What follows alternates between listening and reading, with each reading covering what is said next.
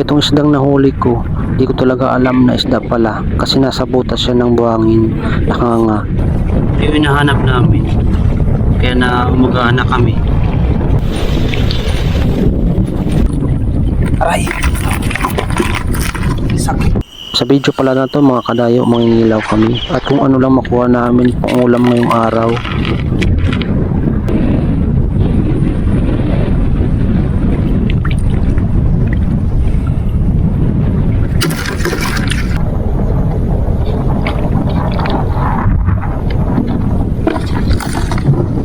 Sakit mga lagi.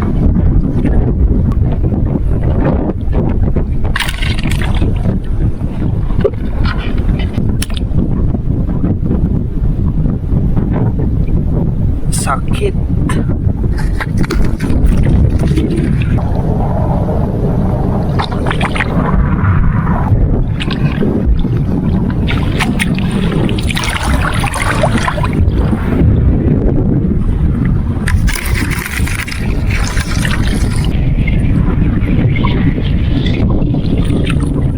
Aray.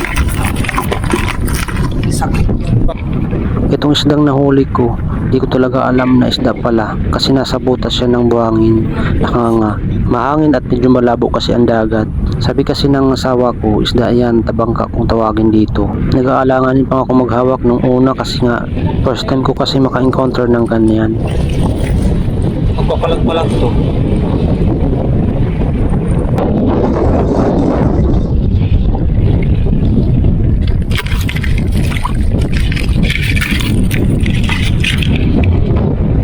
Nagliliwanag na huli namin yung palang ulit pa lang.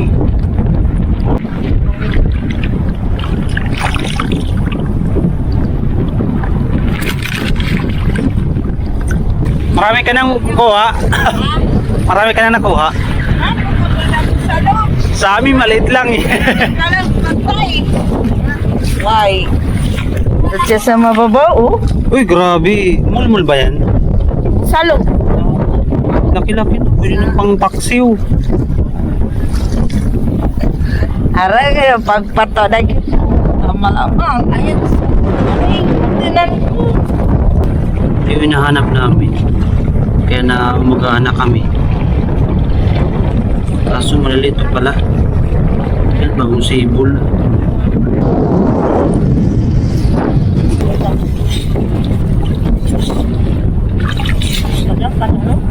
Malalim pala yan.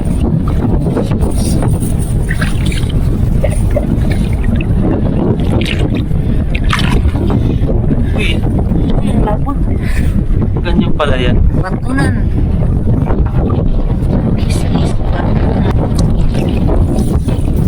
Labot.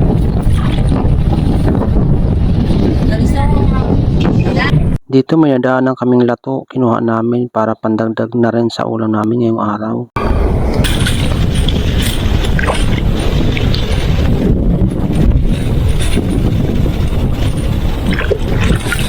Ito nga palang nakuha ng kapatid ng asawa ko, halo-halo, yung plastic, maliit na isda pampaksiw. At saka meron din siyang lato, yan lahat mga nakuha niya. Ito nga palang nakuha namin, karating lang naman sa bahay.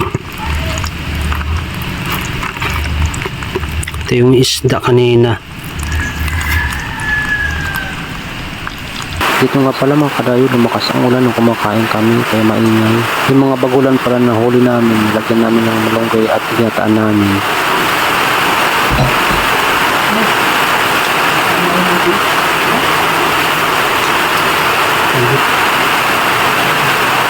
Hanggang dito na lang mga kadayo. Maraming salamat sa panonood. See you sa next vlog.